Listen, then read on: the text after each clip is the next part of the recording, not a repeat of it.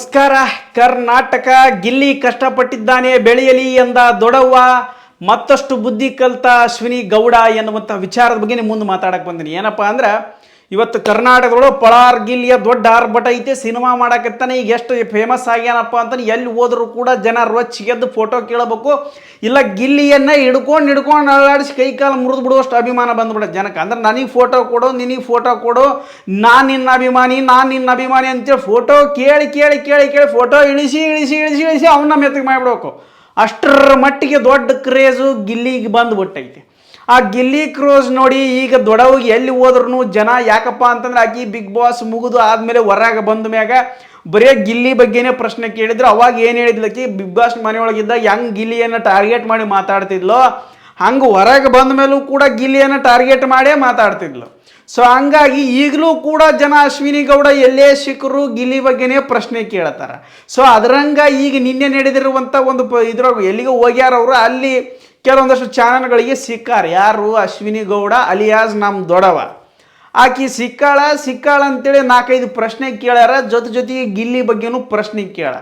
ಆ ಪ್ರಶ್ನೆಗಳಿಗೆ ಏನು ಉತ್ತರ ಕೊಟ್ಟಾಳ, ಆ ಉತ್ತರದಿಂದ ಏನು ಆಗಬೇಕಾಗೈತೆ, ಇದರಿಂದ ಗಿಲ್ಲಿ ಅಭಿಮಾನಿಗಳಿಗೆ ಏನು ವಿಶೇಷ ಅಂತಕ್ಕಂಥದ್ರ ಬಗ್ಗೆ ನಿಮ್ಗೆ ಹೇಳ್ದಕತ್ತೀನಿ. ಏನಪ್ಪ ಅಂತಂದ್ರೆ ಅಶ್ವಿನಿ ಗೌಡ ನಿಮ್ಮೆಲ್ಲರ ದೊಡವ ಅಂತ ನಿಮ್ಗೆ ಆಲ್ರೆಡಿ ಗೊತ್ತದ. ಯಾಕಪ್ಪ ಅಂದ್ರೆ ಗಿಲ್ಲಿ ಯಾವಾಗ ಚಿಗವ ದೊಡವ ಚಟ್ನಿ ಕೊಡು ದ್ವಾಸೆ ಕೊಡು ಅಂತ ಹಾಡು ಆಡಿದ್ನೋ, ಆ ಹಾಡು ಆಡ್ದಾಗ್ಲಿದ್ದ ಅವರಿಬ್ಬರಿಗೆ ಚಿಗವ ದೊಡವ ಅಂತ ಹೆಸರು ಬಿದ್ದುಬಿಟ್ಟೈತೆ. ಸೊ ಹಂಗಾಗಿ ಇಲ್ಲಿ ಅದ್ರ ಬಗ್ಗೆನೇ ಚರ್ಚೆ ಮಾಡಾಕತ್ತೀವಿ. ಏನಪ್ಪ ಅಂತಂದ್ರೆ ಗಿಲ್ಲಿ ಕಷ್ಟಪಟ್ಟನ ಬೆಳಿಬೇಕು ಅಂತೇಳಿ ಹೇಳ್ಯಾರ. ಅಂದ್ರೆ ನಮ್ಗೆ ಈ ಮಾತು ನೀನು ಏನರ ಮೊದಲ ಹೇಳಿ ಬಿಟ್ಟಿದ್ರೆ ದೊಡವ ನಾವು ಯಾರೂ ಕೂಡ ಟೆನ್ಷನ್ ತೊಗೋತಿರ್ಲಿಲ್ಲ, ಇಷ್ಟರ ಮಟ್ಟಿಗೆ ನಿನ್ನನ್ನು ಬೈತಾ ಇರಲಿಲ್ಲ. ಯಾಕಪ್ಪ ಅಂದ್ರೆ ನಮ್ಗೆ ನಿಜವಾಗ್ಲೂ ಗಿಲ್ಲಿಯನ್ನು ಸುಮ್ಮನೆ ಬೈದ್ರೆ ಯಾರಿಗೂ ಕೂಡ ಸಿಟ್ಟು ಬರ್ತದೆ. ಕಾರಣ ಇಟ್ಕೊಂಡು ಬೈದಿದ್ರೆ ನಾವೇನೂ ತಲೆ ಕೆಡಿಸ್ಕೊತಿದ್ದಿಲ್ಲ. ಯಾಕಪ್ಪ ಅಂದ್ರೆ ಬೆಳೆಯ ಮನುಷ್ಯಾಗ 10 ಮಂದಿ ಕಾಲಳೆಯರು ಹೇಳ್ತಾರೆ ಬಿಡುವ, ನಿಮ್ಮ ಮೌನ ಓದದ್ದೋಗ್ಲಿ ಬಂದದ್ದು ಬರಲಿ ಬರ್ದದ್ದು ಬರಲ್ಲ ಅತ್ತಾಗ ಆದದ್ದಾಗಲೇ ನಿಮ್ಮ ಮೌನ ಅಂತ ಎದೆ ತಟ್ಟಿಗೆ ನಿಂತು ಬಿಡ್ತಿದ್ವಿ.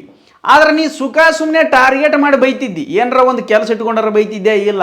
ಹಂಗಾತು ಹಿಂಗಾತು ಬನೀನ್ ಇಟ್ಕೊಂಡೆ ಬಿಗ್ ಬಾಸ್ ಗೆದ್ದುಬಿಟ್ಟ, ಹಳ್ಳಿ ಗುಗ್ಗು ಥರ ಮಾತಾಡಿನೇ ಬಿಗ್ ಬಾಸ್ ಗೆದ್ದುಬಿಟ್ಟ, ಅವನ ಹಂಗೆ ಗೆದ್ದುಬಿಟ್ಟ ಹಿಂಗೆ ಗೆದ್ದುಬಿಟ್ಟ, ಬಿಗ್ ಬಾಸ್ ಅವ್ರು ನನಗೆ ಮೋಸ ಮಾಡಿಬಿಟ್ರು, ಬಿಗ್ ಬಾಸ್ ಅವರು ಟಂಗ್ ಮಾಡಿದ್ರು ಅಂತೇಳಿ 108 ಭಾಷಣ ಬಿಗಿದ್ಬಿಟ್ಟೆ. ಸೊ ಹಂಗಾಗಿ ನಮಗೂ ತಲೆ ಕೆಟ್ಟ ಗಿರ್ರ ಅಂದ್ಬಿಡ್ತಿ.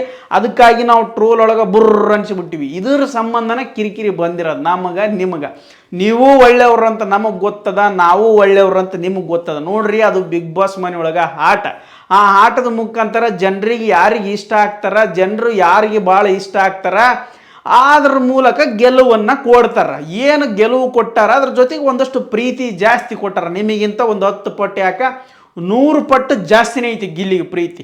ನಿಮ್ಮನ್ನಂತೂ ಯಾಕಡೆ ಒಂದು ಮೂಲ್ಯಾಗ ಕೂಡ ಬಿಟ್ಕೊಂಡಿಲ್ಲ ಮಂದಿ. ಹೃದಯದೊಳಗೆ ಎಲ್ಲರೂ ಒಂದು ಮೂಲ್ಯಾಗ ಈ ಬೊಗಣದಾಗ ಇಟ್ಕೊಂಡು ಬಂದ್ರೆ ಹಿಂಗೆ ಕಿತ್ತಿ ಒಗೆದು ಬಿಡ್ತಾರೆ. ಅಷ್ಟರ ಮಟ್ಟಿಗೆ ನಿಮ್ಮ ಮೇಲೆ ಸಿಟ್ಟಿತ್ತು ಅವಾಗ. ಸೊ ಈಗಾರ ಒಳ್ಳೆ ಮಾತಾಡ್ರಿ, ಅದಕ್ಕೆ ನಿಮ್ಗೆ ಅಭಿನಂದನೆಗಳು. ನೀವು ಒಳ್ಳೆಯದ್ರಿಂದ ನಾವು ಬೇಕು ಅಂತ ನಿಮ್ಮನ್ನು ಟಾರ್ಗೆಟ್ ಮಾಡಂಗಿಲ್ಲ. ಯಾಕಪ್ಪ ಅಂದ್ರೆ ನಾವು ಗಿಲ್ಲಿ ಅಭಿಮಾನಿಗಳು ಅಷ್ಟು ಕೆಟ್ಟವರಲ್ಲ, ಗಿಲ್ಲಿನೂ ಅಷ್ಟು ಕೆಟ್ಟವನಲ್ಲ. ಅವನು ಯಾವುದೇ ಕಾರಣ ಇಟ್ಕೊಂಡು ಯಾರನ್ನೂ ಕೂಡ ಸುಮ್ಮನೆ ಗಿಮಿಕ್ ಮಾಡಂಗಿಲ್ಲ. ಒಂದು ಕಾಮಿಡಿ ಕೂಡ ಮಾಡಲ್ಲ ಅವ್ನು ಯಾರನ್ನ ಇಟ್ಕೊಂಡು. ಅವ್ನಿಗೆ ಏನು ಕಾಮಿಡಿ ಮಾಡಿಸ್ಬೇಕು ಅನಿಸ್ತದ ಮಾಡ್ತಾರೆ. ಅವರು ನಮ್ಮವರು, ನಮ್ಮ ಪ್ರೀತಿ ಯಾರಿಗೆ ಅದ, ನಮ್ಮ ಮೇಲೆ ಅಭಿಮಾನ ಗೌರವ ಯಾರಿಗೆ, ಅವ್ರಿಗೆ ನಾವು ಜಾಸ್ತಿ ಕಾಮಿಡಿ ಮಾಡ್ತೀವಿ. ಈಗ ಮನೆಯೊಳಗೆ ಅಕ್ಕನ ಮಕ್ಕಳಿಗೆ ಯಾಕೆ ಪ್ರೀತಿ ಜಾಸ್ತಿ, ಯಾಕೆ ಕಾಮಿಡಿ ಜಾಸ್ತಿ ಮಾಡ್ತೀವಿ ಅಂದ್ರೆ ಅವ್ರು ಏನಂದ್ರು ಅನಿಸ್ಕೊಂತಾರ ನಾವಂತ ಕಾರಣಕ್ಕೋಸ್ಕರ ನಾವು ಕಾಮಿಡಿ ಮಾಡಿರ್ತೀವಿ. ಸೊ ಅದರಂಗ ನೀವು ಅತ್ತೆ ಮಗಳು ಅಂತ ಬಿಗ್ ಬಾಸ್ ಮನೆಯೊಳಗಿದ್ದಾಗೆ ಗಿಲ್ಲಿ ಕನ್ಫರ್ಮೇಷನ್ ಆಗದ, ಅಭಿಮಾನಿಗಳಿಗೂ ಜೊತೆಗೆ ಕನ್ಫರ್ಮೇಷನ್ ಆದ ನೀವು ಗಿಲ್ಲಿ ಅತ್ತೆ ಮಗಳು. ಸೊ ಹಂಗಾಗಿ ನಿಮಗೆ ಕಾಮಿಡಿ ಮಾಡಿರ್ತಾನೆ, ಹೊಟ್ಟೆಗೆ ಹಾಕೋಬೇಡ್ರಿ. ಈಗಾರ ಒಳ್ಳೆ ಮಾತಾಡೋಕೆ ಒಳ್ಳೇದಾಗಲ್ಲ. ಅವ್ರು ಏನು ಹೇಳ್ತಾರಪ್ಪ ಅಂದ್ರೆ ಗಿಲ್ಲಿ ಬಗ್ಗೆ ನೀವು ಏನು ಹೇಳ್ತಾರೆ ಅಂತ ಒಂದು ಪ್ರಶ್ನೆ ಕೇಳ್ತಾರೆ. ಆ ಪ್ರಶ್ನೆಗೆ ಅಶ್ವಿನಿ ಮೇಡಮ್ ಅವರು ಇಲ್ಲ, ಗಿಲ್ಲಿ ಭಾಳ ಕಷ್ಟಪಟ್ಟು ಬೆಳೆದಾನ, ಅವ್ನು ಒಳ್ಳೆಯದಾಗಲಿ, ಶುಭವಾಗಲಿ, ದೊಡ್ಡ ಮಟ್ಟಿಗೆ ಬೆಳೀಲಿ, ಇನ್ನಷ್ಟು ಸಿನಿಮಾಗಳನ್ನು ಮಾಡಲಿ, ಇನ್ನಷ್ಟು ಕಾಲು ಎಳ್ಕೊಂಡು ಆರಾಮಾಗಿ ಎಂಜಾಯ್ ಮಾಡಿಕೊಂಡು, ಇನ್ನೂ ವಯಸ್ಸಿದೆಯಲ್ಲ, ಇನ್ನೂ ಯಂಗ್ ಬಾಯ್ ಅಲ್ವಾ, ಅವನಿಗೆ ಇನ್ನೂ ಆಪರ್ಚುನಿಟೀಸ್ ಇದಾವಲ್ಲ. ಸೊ ಹಂಗಾಗಿ ಎಲ್ಲ ಕಲಾವಿದರು ಬೆಳಿಬೇಕು, ಎಲ್ಲರೂ ಕಷ್ಟಪಟ್ಟಾರ. ಸೊ ಗಿಲ್ಲಿನೂ ಬೆಳಿಬೇಕಂತಕ್ಕಂಥದ್ದು ನಮ್ಮ ಆಸೆ. ಅದೊಂದು 113 ದಿನದ ಆಟ. ಆ ಆಟದಲ್ಲಿ 7 ಬೀಳುಗಳು ಬರ್ತಾವ. ನಾ ಎಲ್ಲವನ್ನು ಕ್ಷಮಿಸಿದ್ದೀನಿ ಅಂದುಬಿಟ್ರು. ನಾ ಎಲ್ಲ ಒಪ್ಕೊಂಡೆ, ಆದರೆ ಈಗ ಕ್ಷಮಿಸಿದ್ದೀನಿ ಅನ್ನುವಂಥದ್ದು ಯಾಕೆ ಹೇಳಿದ್ರೆ ನನಗೆ ಅರ್ಥ ಆಗಲಿಲ್ಲ. ಅಲ್ರಿ ಮೇಡಮರ, ಗಿಲ್ಲಿ ಅವರು ಕ್ಷಮಿಸುವಂಥ ತಪ್ಪರ ಏನು ಮಾಡ್ಯಾರ ಅಂತಕ್ಕಂಥದ್ದು ನನ್ನ ಏಕೈಕ ಪ್ರಶ್ನೆ. ನೀವು ಇಷ್ಟೊತ್ತು ಮಾತಾಡಿದ್ರ ಬಗ್ಗೆ ನನಗೆ ಯಾವುದೂ ತಲೆ ಕೆಡಿಸ್ಕೊಂಡಿಲ್ಲ, ಯಾವುದ್ರ ಬಗ್ಗೆ ಚರ್ಚೆನೂ ಮಾಡೋಕ್ಕೆ ಹೋಗಿಲ್ಲ. ನಿಮಗೂ ಧನ್ಯವಾದ ಹೇಳಿನಿ. ಆದರೆ ಮಾತಾಡ್ತಾ ಗಿಲ್ಲಿಯನ್ನು ಕ್ಷಮಿಸಿದ್ದೀನಿ, ಕ್ಷಮಿಸುವಂಥ ಒಂದು ದೊಡ್ಡ ಗುಣ ದೇವ್ರು ನಮಗೆ ಅವಕಾಶ ಕೊಡ್ತಾನ, ಹಂಗೆ ಕೊಡ್ತಾನ ಹಿಂಗೆ ಕೊಡ್ತಾನ ಅಂತ ನೀವು ಹೇಳಾಕತ್ತೀರಿ. ಆದರೆ ಗಿಲ್ಲಿ ಕ್ಷಮಿಸುವಂಥ ತಪ್ಪು ಏನು ಮಾಡ್ಯಾನಂತ ಹೇಳಲಿಲ್ಲ ನೀವು.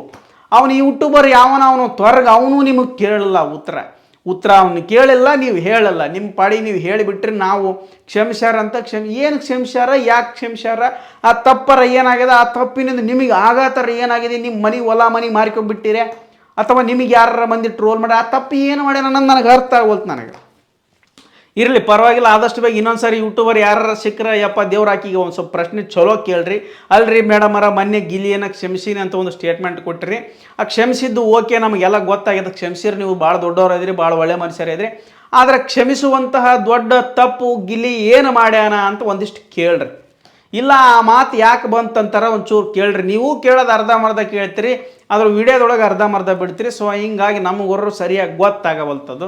ಇರಲಿ, ಕ್ಷಮಿಸುವಂಥ ತಪ್ಪು ಗಿಲ್ಲಿ ಯಾವತ್ತೂ ಮಾಡಂಗಿಲ್ಲ. ಅವನು ಹಳ್ಳಿ ಪ್ರತಿಭೆ, ಅವನಲ್ಲಿ ಮಹತ್ವವಾದ ಭಾವನೆಗಳಿದಾವ. ಒಂದೊಂದು ಕ್ಷಣಕ್ಕೂ ಅವನು ಹೆಂಗಿರ್ಬೇಕು ಅನ್ನೋದು ಗೊತ್ತದ ಅವನಿಗೆ. ದೊಡ್ಡವ್ರ ಮುಂದೆ ಹೆಂಗಿರ್ಬೇಕು, ಹಳ್ಳಿ ಜನರ ಮುಂದೆ ಹೆಂಗಿರ್ಬೇಕು, ಸ್ನೇಹಿತರ ಜೊತೆಗೆ ಹೆಂಗಿರ್ಬೇಕು, ಹುಡುಗರ ಮುಂದೆ ಹೆಂಗಿರ್ಬೇಕು, ಹುಡುಗಿಯರ ಮುಂದನೂ ಹೆಂಗಿರ್ಬೇಕು ಅನ್ನೋದು ಗೊತ್ತದ ಅವ ಎಲ್ಲವನ್ನ ಕಾಮಿಡಿ ಮಾಡ್ತಾನೆ ಅಂತೇಳಿ ನೀವೇನು ಹುಚ್ಚ ಅಂತ ತಿಳ್ಕೊಬೇಡ್ರಿ. ಅವನ್ನ ಎಂತೆಂತಹ ಸಮಾರಂಭದೊಳಗೆ ಹೆಂಗೆ ಮಾತಾಡಿ ನಮಗೆ ತಿಳ್ಕೊಂಬಿಟ್ರೆ ನೀವು ಅವ್ನು ಮಾತಾಡೋದು ಭಾಷೆ ಮಂಡ್ಯ ಸ್ಟೈಲ್ ಒಳಗೆ ಇರ್ಬೋದು, ಆದ್ರೆ ಭಾವನೆ ಏನೈತಲ್ಲ ಮನುಷ್ಯತ್ವದ ಭಾವನೆ ಒಳಗೈತೆ.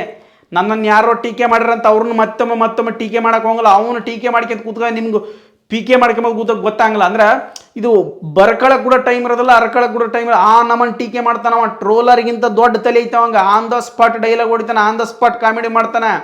ಮೆಟ್ಟು ತೊಗೊಂಡು ಬಡ್ದಂಗೆ ಇರ್ಬೇಕು, ಹಂಗೆ ಮಾತಾಡ್ತಾನೆ. ಈ ಕಡೆ ಬಡ್ದಿರಬಾರ್ದು, ಈ ಕಡೆ ಮೆಟ್ಟು ತೊಗೊಂಡಿರಬಾರ್ದು, ಹಂಗೆ ಇರ್ತಾವ ಮಾತು. ಸುಮ್ಮನೆ ಅವ್ರ ವಿರುದ್ಧ ಯಾರು ಟೀಕೆ ಮಾಡಕ್ಕೆ ಹೋಗ್ಬೇಡ್ರಿ. ಅವ್ನು ಯಾವತ್ತಿಗೂ ಟೀಕೆ ಮಾಡಿದ್ರು ಕೂಡ ತಲೆ ಕೆಡ್ಸ್ಕೊಳಕ್ಕೆ ಹೋಗಂಗಿಲ್ಲ. ಆದ್ರೆ ಟೀಕೆ ಮಾಡಕ್ಕೆ ಏನಾರ ನಿಂತನಪ್ಪ ಅಂತ ಅನ್ಕೊಳ್ರಿ, ತಲೀನಾ ಬರಬರಿ ಇರಂಗಿಲ್ಲ ಒಂದು. ಇದನ್ನ ಅರ್ಥ ಮಾಡ್ಕೊಂಬಿಡ್ರಿ. ನೋಡಿರ್ಬೇಕು ನೀವು, ಅದು ಮೌನಾಚರಣೆ ಮಾಡಿದ್ದು ಯಾವುದೋ ಒಂದು ವಿಡಿಯೋ ಐತಲ್ಲ, ಯಾರು ಅಭಿಷೇಕ್ ಕ್ಯಾಪ್ಟನ್ ಆಗುವಂಥ ಸಂದರ್ಭದೊಳಗೆ ಮೌನಾಚರಣೆ ಮಾಡ್ರೋ ಇವ್ರು ನಿಮ್ಮನ್ನು ಕೆರಳಿಸ್ತಾರಂತೆ ಗಿಲ್ಲಿಯನ್ನು ಬಿಟ್ಟಾಗ ನೋಡಿದ್ರೆ ಎಂಥ ಟೈಮ್ ಟು ಟೈಮ್ ಡೈಲಾಗ್ ಹೊಡಿತಾನ.